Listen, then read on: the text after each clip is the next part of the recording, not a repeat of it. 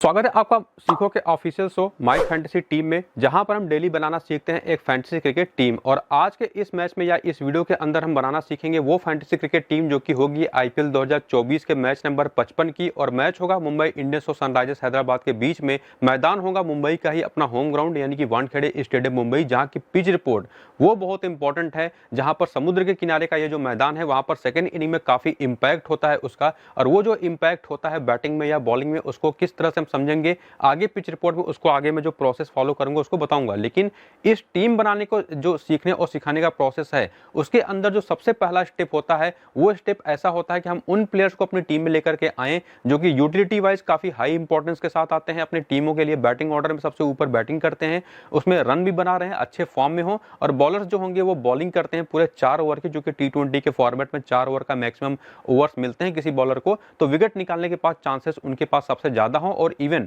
Power play और death over में भी बॉलिंग। और वो टॉप पिक्स के कौन प्लेयर होंगे वो आपको बता चुका हूं, जिसमें सबसे पहले विकेट कीपिंग सेक्शन में आए तो एक तो है हेनरिच क्लासन, दूसरे हैं यहाँ पर ईशान किशन, और वहीं पर बैटिंग सेक्शन में जाएं और देखिए जो हेनरिच क्लासन और ईशान किशन है अपने अपनी टीमों के लिए बहुत इंपॉर्टेंट हैं। हेनरिच क्लासन नंबर 5 या नंबर 4 पर बैटिंग कर सकते हैं, सिचुएशन के हिसाब से प्रमोट होते हैं, जबकि ईशान किशन तो ओपन करते हैं। एक राइट हैंडर है, एक लेफ्ट हैंडर है, दोनों अच्छे खिलाड़ी। इसके बाद अगर हम बात करें बैटिंग सेक्शन की तो सूर्य कुमार यादव अपनी टीम के लिए नंबर 4 पर बैटिंग करेंगे। मुंबई इंडियंस के लिए पिछले मैच में हाफ सेंचुरी लगा चुके हैं और खिलाड़ी तो कमाल के हैं ही। इसके बाद आते हैं रोहित शर्मा। अब ये भी अगर हम देखें तो पिछले मैच में तो इंपैक्ट प्लेयर ग्रुप में खेले थे, ओपन करते हैं, अपने होम ग्राउंड पर खेलेंगे तो चांसेस काफी अच्छे, हालांकि अच्छे फॉर्म में है नहीं फिलहाल, पिछले 2-3 मैचेस से काफी कई बार आउट हो चुके हैं। लेकिन इन्हीं की जगह पर एक डिफरेंशियल सिलेक्शन भी हमारे पास है, वो कौन से प्लेयर होंगे इनकी जगह पर जो हमारी टीम में आएंगे उसको आगे मैं डिफरेंशियल पिक्स में बताऊंगा, तो पूरा वीडियो ध्यान से देखिएगा। लेकिन साथ ही साथ ट्रेविस हेड है, ट्रेविस हेड के साथ भी एक सिचुएशन है कि इनको शायद हम अपनी टीम में ना ले जाएं, वो किस कंडीशन में उसको भी आगे बताऊंगा।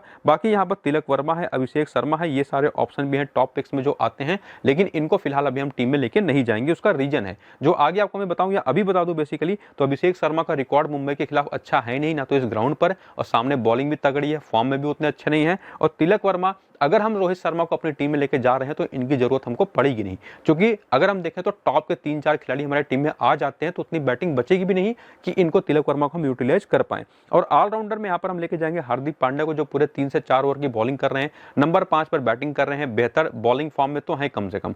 इसके बाद आते हैं नीतीश रेड्डी, जिन्होंने शानदार पारी खेली थी पिछले वाले मैच 72 रन की, लेकिन इनकी जहां पर हम कोई डिफरेंशियल प्लेयर लेके जाएंगे आज, उसको मैं आगे में एक्सप्लेन करूंगा। बाकी बॉलिंग में देखें तो जसप्रीत बुमराह पिछले मैच पर 3 विकेट लेकर के जरूर गए, लेकिन इनका मैं बताऊं तो इस मैदान पर भी और सनराइजर्स के खिलाफ भी सेकेंड इनिंग की बॉलिंग करते हुए रिकॉर्ड ज्यादा बेहतर है। तो अगर मुंबई इंडियंस की टीम की बॉलिंग सेकंड होती है तब तो हम इनको पिक करेंगे। और वैसे भी आपने पूरे टूर्नामेंट में देखा है कि सनराइजर्स हैदराबाद की टीम सेकंड बैटिंग में फ्लॉप रही है, पहले बैटिंग करते तो उन्होंने 270 280 के स्कोर बना रखे हैं, और इसी वजह से बुमराह मेरी टीम में सिर्फ सेकंड इनिंग की बॉलिंग में होंगे, और आपको भी यही करना है, ये मैं पूरी तरह से कंफर्म होकर के बता रहा हूं। बाकी पैट कमिंस को लेना है कब, इनको भी सेकंड इनिंग की बॉलिंग में ही आपको अपनी टीम में लेना है। हालांकि मुंबई के खिलाफ कभी सफल नहीं रहे हैं, एक भी विकेट नहीं निकाल पाए हैं, लेकिन इस मैदान पर माफ करिएगा, इस मैदान पर कभी कोई विकेट नहीं ले पाए हैं। मुंबई के खिलाफ इनका रिकॉर्ड अच्छा है, लेकिन वो भी बॉलिंग सेकंड करते हुए, पहले इनिंग की बॉलिंग में इनको मैं नहीं लेता। और इनके बारे में क्लियरली मैं हमेशा आपको बताता हूं कि 10 मैचेस अगर हो रहे हैं तो 10 में से 2 ही बार आपको ये जितवाएंगे। अगर आपने पहली इनिंग की बॉलिंग में इनको आपने लिया 8 बार हरवा देंगे,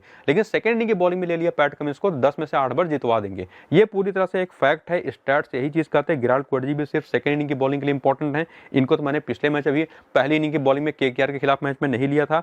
नटराजन, इनके रिकॉर्ड्स काफी खराब है, चाहे मुंबई के खिलाफ देख लें चाहे इस स्टेडियम पर इनके आंकड़े देख लें, आंकड़े खराब है, हालांकि फॉर्म अच्छा है। चाहे तो आप इनको पिक करिए या छोड़ भी सकते हैं, और इनके जहां पर कोई डिफरेंशियल प्लेयर भी लेके जा सकते हैं। तो जो हमारे टॉप पिक्स के प्लेयर निकल करके आते हैं वो ये हैं, कुल मिलाकर के 10 ऑप्शन जो दिखाई पड़ते हैं, लेकिन इनकी जहां पर कुछ रिप्लेसमेंट्स आ सकती हैं उसको हम आगे देखेंगे डिफरेंशियल पिक में। लेकिन उसके पहले जो जरूरी चीज है एक प्लेइंग 11 को समझना कि दोनों टीमों का क्या बैटिंग ऑर्डर होगा, बॉलर्स कौन से इंपॉर्टेंट होंगे। और उस प्रोसेस में सबसे पहले मुंबई इंडियंस की टीम की अगर प्लेइंग 11 देखें तो ईशान किशन, रोहित शर्मा ओपन करते हैं, नंबर 3 पर पिछले वाले मैच में नमन धीर आए थे और वो बहुत इंपॉर्टेंट यूटिलिटी प्लेयर है, उनको भी आगे में डिफरेंशियल प्लेयर में लेके जा सकता हूं। लेकिन उनकी जो यूटिलिटी इसलिए हाई हो जाती है क्योंकि पिछले मैच में उन्होंने 3 ओवर की ऑफ स्पिन बॉलिंग की थी। सामने जो एसआरएच की टीम है उसमें भी देखेंगे तो 2 लेफ्ट हैंडर्स हैं टॉप ऑर्डर पर, तो उनके सामने उनकी बॉलिंग मुझे आते हुए दिखाई पड़ रही है। बाकी टैलेंटेड खिलाड़ी हैं, पहला मैच जब इन्होंने इस आईपीएल में डेब्यू किया था तो सनराइजर्स के ही खिलाफ खेला था नमन धीर ने, और उसमें 30 रन की एक अच्छी पारी खेली थी। और नंबर 3 के बैटर हो गए। नंबर 4 पर उसके बाद है सूर्य कुमार यादव, उसके बाद आते हैं इनके मिडिल ऑर्डर बैटर्स जैसे तिलक वर्मा और नेहल वढेरा, उसके बाद है इनके पास टीम डेविड और हार्दिक पांड्या। हार्दिक पांड्या तो 4 ओवर की पूरी बॉलिंग भी करते हैं, पावर प्ले में भी और डेथ में भी। और उसके बाद इनकी और मेन बॉलिंग अटैक जिसमें जसप्रीत बुमराह, नुआन थुसारा, गिराल्ड कोएटजी और पीयूष चावला है, जिसमें से बाकी तीनों पेसर्स है पीयूष चावला को छोड़ करके वो भी 4-4 ओवर की बॉलिंग और पावर प्ले डेथ ओवर की बॉलिंग आपको करते हुए दिखाई पड़ते हैं। तो बॉलिंग का इंपॉर्टेंस और बैटिंग ऑर्डर वो आपने समझ लिया। और इसके बाद अगर हम देखें सनराइजर्स हैदराबाद की टीम, तो उनके पास अभिषेक शर्मा और ट्रेविस हेड जैसे दो जबरदस्त ओपनर्स हैं। दोनों ने जो लास्ट मैच खेला था इसी टीम के खिलाफ हाफ सेंचुरी लगाई थी, 60+ की इनिंग ताबड़तोड़ खेली थी। उसके बाद नंबर 3 पर आते हैं इनकी टीम की तरफ से पिछले 2 मैचेस से अनमोलप्रीत सिंह, जो शायद बाहर बैठेंगे आज, लेकिन इसके अलावा इनके पास आइडन मार्करम है, हेनरिस क्लासन है, नीतीश कुमार रेड्डी है। नीतीश कुमार रेड्डी ने भी शानदार इनिंग पिछले वाले मैच में खेली थी। बाकी इनकी जो मेन बॉलिंग है उसमें भुवनेश्वर, जिन्होंने शानदार 3 विकेट ली लास्ट वाले मैच में, और उसके बाद इनके पास है नटराजन, उसके बाद इनके पास अगर आप देखेंगे तो जयदेव उनादकट, और इसके अलावा अगर हम देखें इनकी स्पिन कप्तान जो है वो है पैट कमिंस। स्पिन डिपार्टमेंट में तो शहबाज अहमद 1-2 ओवर करते हैं, नीतीश रेड्डी 1-2 ओवर कर देते हैं, और बाकी जो पैट कमिंस, भुवनेश्वर, नटराजन और जयदेव उनादकट हैं, ये चारों ही पेसर्स आपको 4-4 ओवर की बॉलिंग करके देंगे। और चारों ना सिर्फ पावर प्ले में बल्कि डेथ ओवर में भी बॉलिंग करते हुए दिखाई पड़ते हैं। उसमें से जो पावर प्ले और डेथ ओवर के बॉलर हैं दोनों चारों बॉलर्स के बीच इक्वली बढ़ते हैं। तो चारों बहुत इंपॉर्टेंट बॉलिंग ऑप्शन होते हैं, लेकिन आपको मैं ऑलरेडी बता चुका हूं कि किस इनिंग की बॉलिंग में किसको रखना है। और उसके बाद आगे बढ़ेंगे और डिफरेंशियल सेक्शन के प्लेयर्स हम अपने देखना शुरू करेंगे कौन से ऐसे प्लेयर्स हैं जो हमारी टीम में किसी टॉप पिक वाले प्लेयर की जहां पर आ सकते हैं। तो विकेट कीपिंग सेक्शन में एक तो अनमोलप्रीत सिंह ही है, 2 मैच में लगातार फ्लॉप रहे हैं। अगर फिर से मौका मिलता तो आप हेनरिस क्लासन की जहां पर इनको ट्राई कर सकते हैं। वहीं पर अगर आप बैटिंग में देखें तो यहां पर आपके पास एक ऑप्शन यहां पर, हालांकि तिलक वर्मा को लिया तो बहुत सारे लोगों ने, लेकिन इनको डिफरेंशियल प्लेयर के रूप में आप लेके जा सकते हैं ईशान किशन या रोहित शर्मा की जगह पर। और ईशान किशन और रोहित शर्मा को दोनों को अगर आप चाहें तो हटा करके नमन धीर का जो आपको ऑप्शन एक मैंने दिया था उनको भी ट्राई कर सकते हैं। ये ग्रैंड लीग के ऑप्शन एक बढ़िया होंगे। इसके बाद ऑलराउंडर्स में से वही ऑप्शन खोजने की जब कोशिश करें तो है मार्को यानसेन, बाएं हाथ के तेज गेंदबाज, 2 विकेटें ऑलरेडी ले चुके हैं। जब भी मुंबई के खिलाफ इन्होंने 1 मैच केवल खेला है, पहली इनिंग की बॉलिंग में बाएं हाथ के तेज गेंदबाज है, सीम पर गेंद को लैंड कराते हैं, और सीम पर गेंद जो लैंड होती है इस पिच पर वानखेड़े स्टेडियम पर, उसको भी इंपॉर्टेंस मैं पिच रिपोर्ट में आगे समझाऊंगा। तो पूरा वीडियो देखेंगे तभी चीजें पूरी समझ में आएंगी। इसके बाद बॉलिंग में अगर हम देखें डिफरेंशियल पिक, तो एक तो भुवनेश्वर कुमार रहेंगे ही, और अगर खेलते हैं आकाश मडवाल तो ये one of the best differential bowling option हो सकते हैं आज के इस मैच में। इनका हेड टू हेड रिकॉर्ड भी, यानी कि सनराइजर्स के खिलाफ भी शानदार खेले हैं और इस मैदान पर भी जबरदस्त खेले हैं, और एक मैच पर सनराइजर्स के खिलाफ इन्होंने 4 विकेटें ले रखी हैं आकाश मडवाल ने। तो ये इनकी इंपॉर्टेंस है। तो डिफरेंशियल प्लेयर्स को भी पूरी तरह से देख और समझ लेने के बाद आगे हम अपनी टीम की तरफ चलें, लेकिन उसके पहले पिच रिपोर्ट को भी समझ लें, जो कि एक चीज बाकी है, बहुत इंपॉर्टेंट है। वानखेड़े स्टेडियम मुंबई का जो मैदान है, यहाँ पर टीमें ज्यादातर जो खेलती हैं बैटिंग सेकंड करना प्रेफर करती है, और अभी तक जो 5 मैच हालांकि यहाँ पर हुए हैं 3 बार पहले बैटिंग करते हुए टीम जीती है। ये थोड़ा सा मामला उल्टा पड़ा है। पिछले जो 2 मैचेस इस ग्राउंड पर खेले गए हैं, मुंबई इंडियंस की टीम ने ही दोनों मैचेस में सेकंड इनिंग में बैटिंग की है।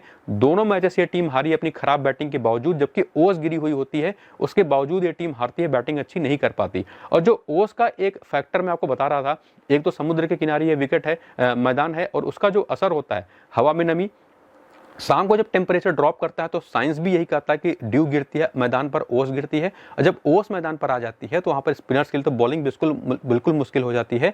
लेकिन वहीं पर जो पेसर्स होते हैं उनके लिए भी आसान उतना नहीं रहता, खास करके यॉर्कर्स कर पाना, तब लेंथ उनकी बिगड़ जाती है, लाइन बिगड़ जाती है, और इस वजह से बैटिंग सेकंड इनिंग में आसान हो जाती है। तो रन्स तो यहाँ पर बनते हैं, छोटी बाउंड्रीज भी हैं, लेकिन जो आपको मैंने बताया ओस का एक फैक्टर, और साथ ही साथ जो एक चीज और मैंने बताई थी कि लाल मिट्टी की विकेट है, तो जो सीम बॉलर होंगे जैसे जसप्रीत बुमराह हो गए, और इसके अलावा अगर देखें भुवनेश्वर कुमार हो गए, मार्को यानसेन हो गए, 3 ये ऐसे बॉलर हैं जो आज की इस विकेट का सबसे ज्यादा फायदा उठा सकते हैं, इस लाल मिट्टी की विकेट का, जहां पर जब गेंद सीम पर लैंड करती है तो अच्छा खासा स्विंग करती है। तो ये जो पिच रिपोर्ट थी इसके हिसाब से आगे बढ़ें, और जो पूरे प्रोसेस को हमने अभी तक फॉलो किया है उसको भी ध्यान रखते अपनी टीम बनाएं, जो हमारी फाइनल टीम होगी। तो विकेट कीपर दोनों होंगे ईशान किशन और हेनरिस क्लासन। बैटिंग में देखेंगे तो फिलहाल मैं रोहित शर्मा को ना ले जाकर केवल सूर्य कुमार यादव को लेके जाऊंगा, ट्रेविस हेड मेरी टीम में होंगे, तिलक वर्मा मेरी टीम में होंगे। ऑलराउंडर्स में से आए तो यहाँ पर हमारे पास हार्दिक पांड्या हैं, इनको मैं लेकर के जाऊंगा, और बॉलिंग में आए तो यहाँ से मैं लेके जाऊंगा जसप्रीत बुमराह को, लेकिन कब लेके जाने वाला हूँ आपको मैं ऑलरेडी बता चुका हूँ। ये चीज आपको अगर ध्यान से सुनी हो तो टॉस के बाद आपको डिसीजन ले पाएंगे। फिलहाल पैट कमिंस भी मेरी टीम में है, मेरी टीम में गिराल्ड कोएटजी भी हैं, और मेरी टीम में अगर आप देखेंगे तो जयदेव उनादकट और नुआन थुसारा भी हैं। और इस तरह से जो टीम हमारी बनती है ओवरऑल, कप्तान उसमें हार्दिक पांड्या है, वाइस कप्तान उसमें अगर आप देखेंगे तो सूर्य कुमार यादव हैं, और ये टीम है। तो ये तो मेरी रिकमेंडेशन है, इसमें आप चेंजेस करिएगा जो आपको मैं ऑलरेडी वीडियो में एक्सप्लेन कर चुका हूँ उस हिसाब से। और वीडियो पूरी देख करके फीडबैक का जब ऑप्शन है तो फीडबैक में 5 स्टार तो जरूर दीजिए। तो ये वीडियो तो यहाँ पर होता है खत्म, मिलेंगे अगले मैच के साथ अगले वीडियो में, तब तक